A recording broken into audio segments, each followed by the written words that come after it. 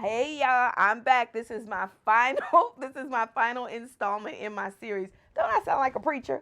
I got my whole little series going here. Well, this is the third and final installment, and this is questions to ask your reentry team.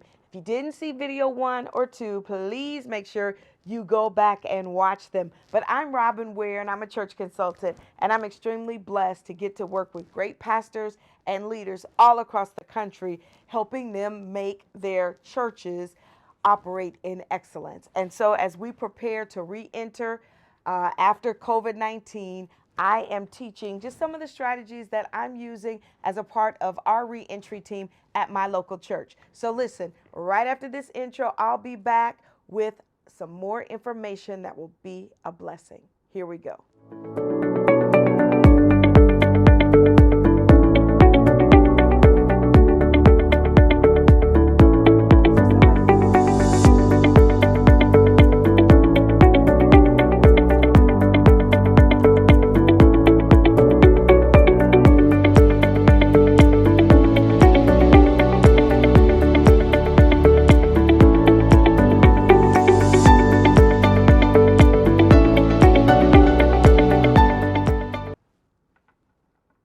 Hey, I'm back. All right, so let's talk questions to ask your reentry team. As I shared, my pastor has asked me to lead our reentry team, and that just simply means that I'm coordinating all of our efforts to make sure that we dot every I and we cross every T. As a result, I've spent quite a bit of time on the CDC's website as well as the World Health Organization's website. I've been watching CNN, and of course, I've been watching the updates from the different medical experts that have been talking, even from the state of Georgia as well as on a federal level. Dr. Fauci, thank you so much, of course, for his leadership. And in putting together even how I wanted to formulate the team, I have some questions that I asked myself that I thought may be a benefit for you to ask your reentry team. So here we go. Number one, is your task force up to date? Meaning your team, are they staying up to date with everything that's being shared about COVID 19? You know, as each week passes, we get new information. As each day passes, for that matter, we get new information. Remember when everything first kind of started, they said you don't have to worry about wearing masks. Now it's wear a mask. So you want to make sure that your reentry team is committed to staying on top of the newest information and the latest revelation. Now, because we're all in ministry and we're all thinking about reentry, if I were you, one of the things I'm doing, and I'd suggest that you do, is to hang out on YouTube. See what people are talking about as it relates to reentry. I'm telling you, you're going to learn a lot if you do just that. Number two, do organizers understand the nature of COVID 19? And what I mean by that is, do you understand how it's transmitted? Again, a lot of people think, well, you need your PPE equipment, and, you know, as long as you abide by these guidelines, you're going to be safe. Well, of course, the nature of COVID 19, we're still learning. They're saying it, you know, was man made, it was made in China, and, you know, some people even saying that China released it on the U.S. kind of as, you know, a retaliation for some things that our federal government has done. You know, regardless of what that reasoning is, it has happened and it is here, and we need to make sure that our organizers understand the nature of it. All right. Number three, have your organizers put together a response plan. So your response plan, it should include, how do you handle if someone comes on your campus that has a high temperature? Having a high temperature does not automatically mean that the person has the coronavirus. But what is your response to that person that has the high temperature? What is your response if they're offended and then they want to call the church and they want to, you know, wreak havoc? What is your response? What does that look like? Even if someone comes to your ministry and they don't abide by your rules, by your guidelines, by your mandates, what's your response? You want to make sure that you don't have any Barney Fifes on your team. For those of you, I'm obviously dating myself. If you don't know who Barney Fife is, of course, go watch Andy Griffith and all those wonderful episodes. But Barney Fife was kind of, a lone ranger sometimes. Like he would take matters into his own hands, and you don't want that.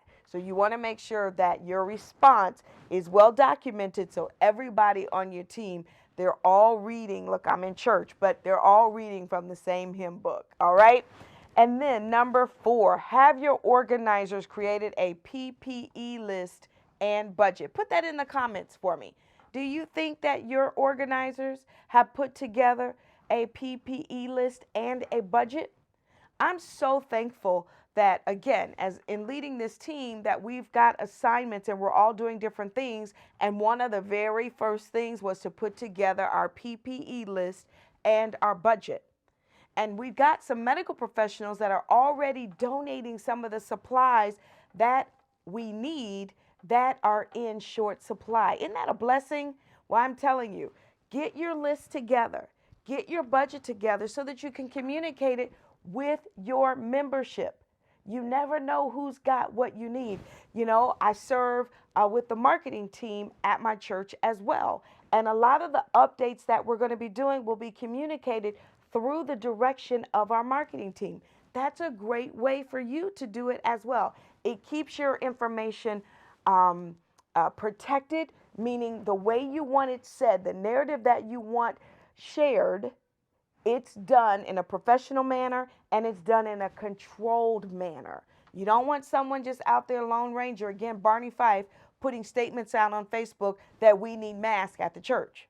No, you want your marketing team to communicate and to even establish channels of communication that your members should trust for them to get updates and information. All right? So be organized, be professional. Your members will appreciate that. And most importantly, your members will say that they appreciate, they can trust your process. All right? And then, as it relates to your budget, these items aren't cheap. Of course, everybody's dealing with the pandemic, so now it's an issue of supply versus demand. And so, unfortunately, a lot of vendors are taking advantage of that, and they've upped the prices, which is even more of a reason why it's important to get your list together and order your items. I said in one of my previous videos, you need to order a 90-day supply each time you put in your order. You never want to get to the point where you're in dire straits or you're desperate, because then you're going to pay not only a lot for your items, but I've seen instances, I do events, and so I've seen instances where people order things and the shipping costs more than the items. And you don't want that to happen during the season of planning your reentry. All right, so your budget is key. And then number 5, has your reentry team, have they put together a schedule, meaning we are going to spend, 4 weeks gathering information. During that 4-week period, we're going to send out a membership survey. We are going to get input from the membership as to what would make them feel comfortable in coming back to the church. Then from weeks, 5 to 6, we are going to practice with our reentry team.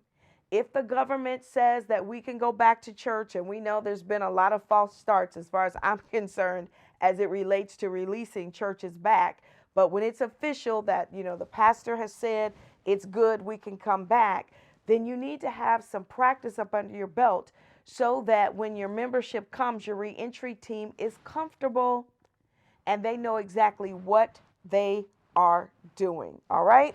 And then lastly, number 6 is have organizers created a screening process. During this pandemic, I've been out doing some medical things with my family, and I've had experiences where you pull up under a tent, and it is under that tent that they check your thermostat. They check your, thermostat. They check your temperature with a thermometer.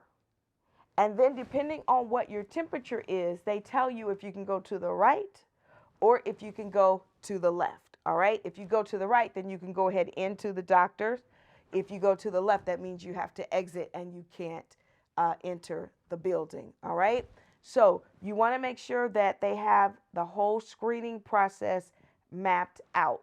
Get your weeks, schedule what happens during that time frame. And then, of course, that whole reentry process, what's that screening process? That's a whole nother experience that you need to make sure that the organizers have. It should be a well-oiled machine. You know, lives are at stake. This is very, very serious. So it's not something that we should take lightly. Do you have tents? Do you have, I was going to say pine cones, but do you have, what are the orange cones called? Caution cones. The caution cones? No. Y'all put in the comments, whatever those orange cones are called. I don't know. We're tired. I don't know what they are. But they should have those traffic cones put out to keep control, right? They need to have waivers. You need to have waivers as a part of your screening process that those coming back into the building are willing to sign, saying that they understand the risk that they are taking, that they understand that the ministry has done the best of their ability to make sure the building is safe, but that, you know, in the case that something happens, they're waiving, you know, trying to, you know, sue the church or, you know, whatever you can do legally, put that in writing and have that as part of your waiver. So that's why as a part of your reentry team and process, you have your legal team represented. All right. So that's it. Thank you guys so much. Those are important questions to ask your reentry team. Those are questions that I'm asking myself as a part of our reentry team. And I want to help you, of course, make this a smooth process. I've got probably a 35-page booklet that I put together as a part of our reentry process that we're using as a blueprint to go through and make sure that we have all of these 6 questions and more. We've already got those answers in this guide. You know, we want to make sure everybody's comfortable, and you should want to make sure all of your members are comfortable as well. So if they ask you, what are your processes? You're able to say, oh, here's our guide. We have got a 30-plus book or ebook that we can share with you that explains our processes. If you like that, put in the comments, yay, Robin, thumbs up. Listen, you guys, thank you so much for hanging out with me. This has been fun. As I said, it's been a minute. I've been really busy, of course, working on this reentry process. So thank you so much for showing up and hanging out with me. Make sure you subscribe to my channel. Make sure that you hit that alert button. Make sure you give me the thumbs up, you know, all that good stuff. And then for those of you that want to support the channel, make sure you can sow into using my Cash App. It helps pay for the equipment and my team so that we can present you with a quality product. All right. Thank you guys so much for hanging out with your girl. And I promise I'll be back with more great content. God bless.